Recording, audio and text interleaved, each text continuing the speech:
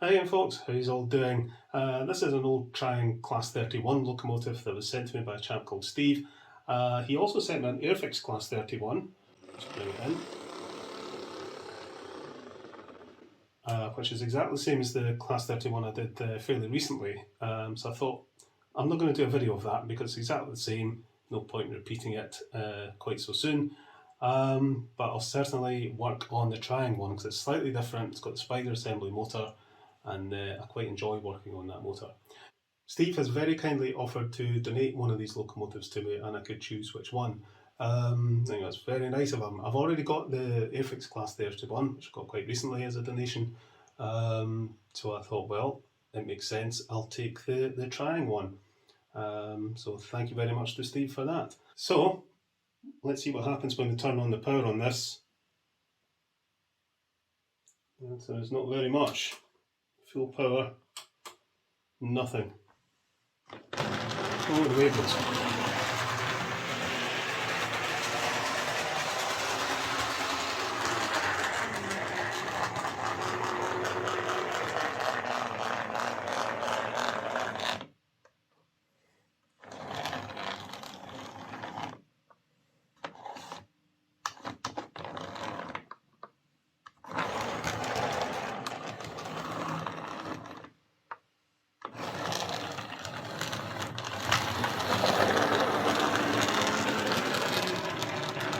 So as you can see there, this runs, but it's a bit rough and a bit stoppy-starty and a bit reluctant to pull away. The motor probably just needs a good service, but we'll have to see what sort of condition it's in. This doesn't have any pickups on the front bogie, so that's something else we'll need to look into. So let's get this into the shed and we'll get it to the bench and see what's what. Come on, get in.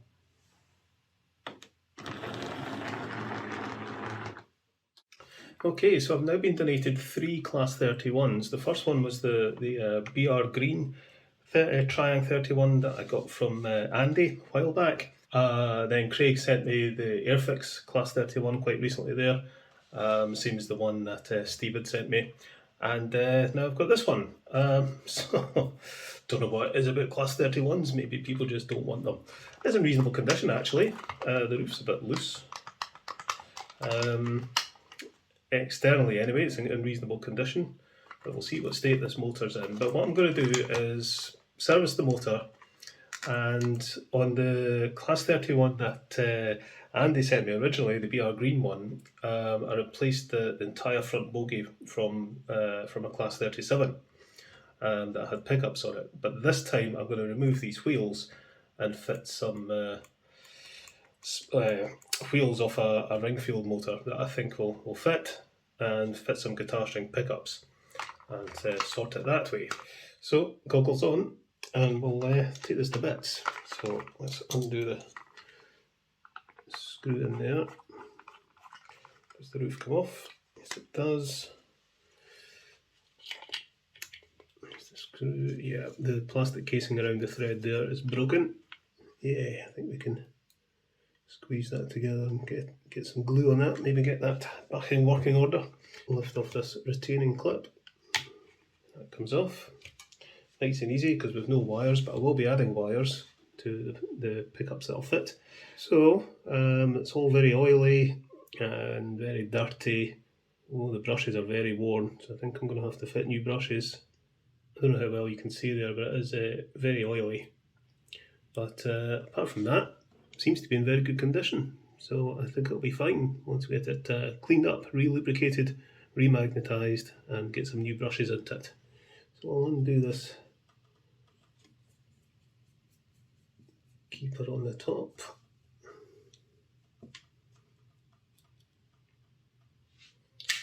And then there's the contact there. And then there's the brush retaining clip. Gosh, it's absolutely caked in oil. Dear me. There's that. We'll unclip these so we can get them into the metal cleaner, get them a good clean up. You can see there how oily that is.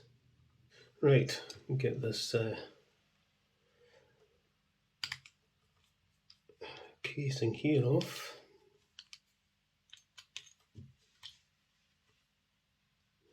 there like that.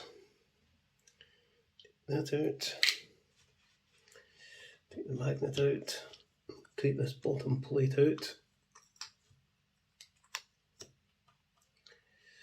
Again, lots more oil. There's the brushes, which are completely done. Traction magnets.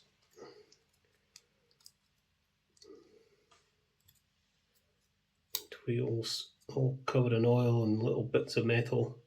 Right, okay, that'll come out. Right, that'll get cleaned up. That'll get cleaned up. I'll clean these wheels separately. But just about everything else, I think. These can get binned. Let's get cleaned. That gets cleaned. But with these motors, I like to put all the metal parts into some clock cleaning fluid.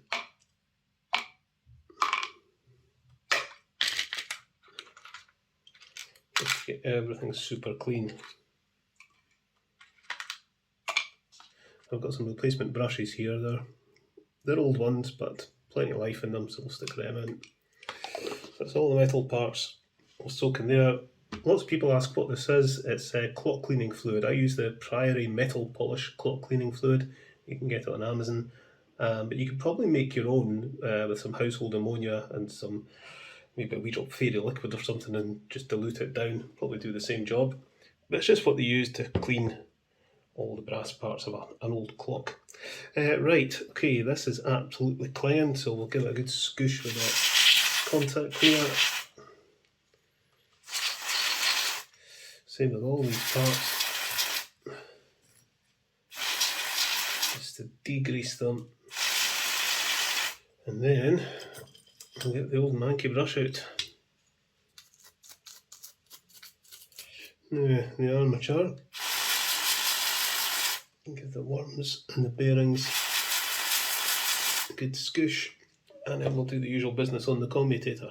T-cut. Quite a lot of crap in the slots in this commutator.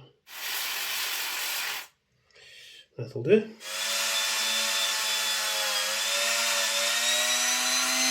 There we go, nice shiny wheels. Cleaned the inside of the wheels as well, because that's where the wiper pickups make contact, so you want to make sure they're clean. But there we go, right, okay. So I may as well have a go at cleaning this before anything else. I'm just going to give that a wee bit of a scoosh out, because it's got some gunk in it. Right, just going to get some super glue on there. Okay, we'll see if that holds. If it doesn't, just have to think of something else, because there's a clip on this end, but the clip on this end's broken off. Okay, so once we remove these wheels, these old triangle wheels with the axle going right through, can be a bit tricky, but I find if you lay it on its side like that, so the axle is kind of dropped down the way, so you've got a minimum amount going into the bogie frame, and then just take a fairly large screwdriver and just prise it out like that. So we will discard these wheels, but we'll keep these axles, and then I can fit some wheels from a ring field. Let me see what we got. These old wheels. So one of those, and one of those, one of those, and one of those. I'm just thinking of what to do with the middle wheel. I actually think I'll just put these wheels back onto the middle. I think that'll work, because the metal wheels are a tiny wee bit bigger, a bit wider in diameter, not much, but fractionally. So I think that should be okay. So what I want to do is put that into there, and that into there. That's going to go through okay, but this one might need a bit of a dunt.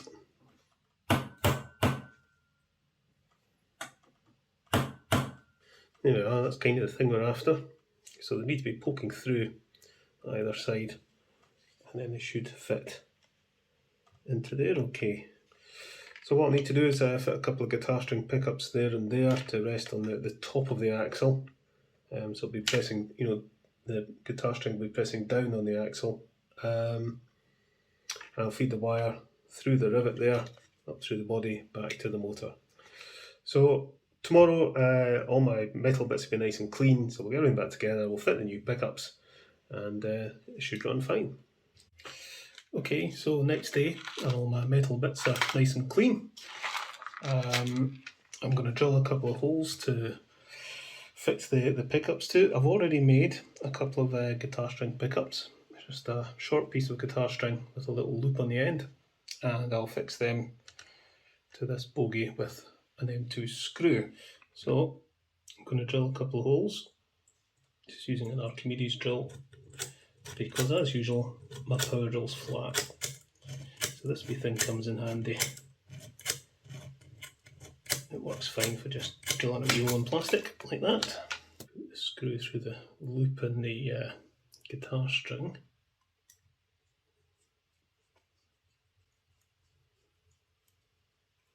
I'm not going to tighten that up because I want to fit a wire to it. And we'll wrap that around the screw. So you don't need to solder this. Just need to get the screw to catch it. It'll be fine. There we go. We'll put that through. And there we are. So there's my pickup, which will catch the axle, and we'll connect that wire to the motor when we put it back in. So I'm going to do the same here. So I want to be sure I know which one of these wires is which. So I think I'll fit a bit of red insulating tubing just onto this one just now. Hold that on there, should get a beep. Yep, and we shouldn't get a beep from this wheel. So I want to fit this wheel the other way around, with the insulated wheel on this side. Squeeze that into there. And again, we'll check. We should have pickup from this wheel. Cool. So there we go. Got pickups in the front bogie. So all we need to do now is put this all back together. Fitting the armature back into this motor can be a bit of a wrestle with the magnet. So you're really best to fit the magnet and its keepers first, like so. Get that kind of in position, and then sort of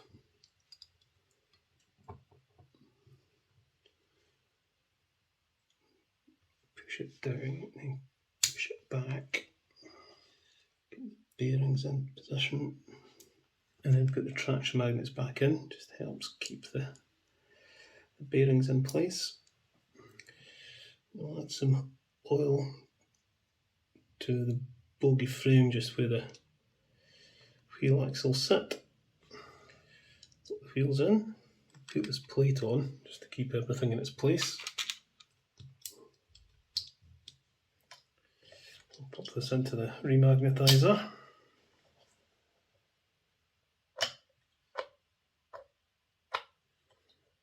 And that should be that. We'll put that little screw thing on the top there. Plonk that on there. And then we'll fit the pickups on. Pop it in there like that. Come on, get in. Like that. Right, always wants to spring apart until you get it kind of fixed in place. So we'll put this little washer on there, and then the brush retaining clip goes over there. Little contact,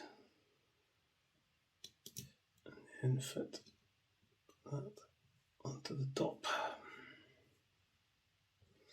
and that keeps everything in place.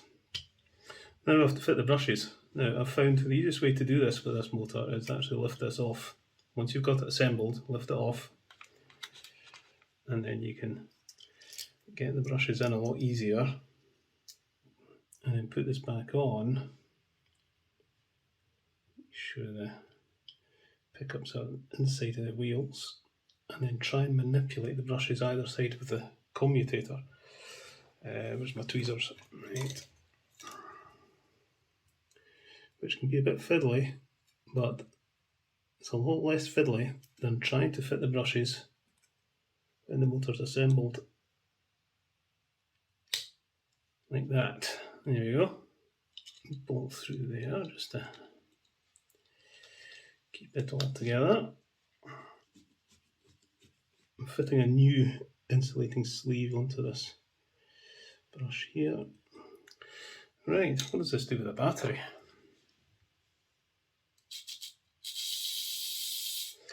It runs okay. We'll get some oil on either side of the bearings. Gear oil onto the gears. Now I want to connect up these wires to these pickups, and then I think we're done.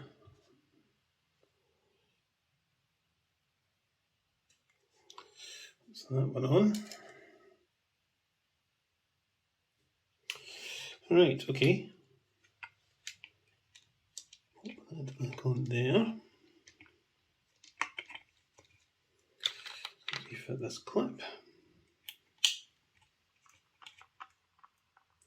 Don't over tighten it. Right, let's pop this on the test track. See if it goes. Of course it does. Alright, okay. Let's go pull it out of the shed and run it around the layout. Okay then, let's bring it out.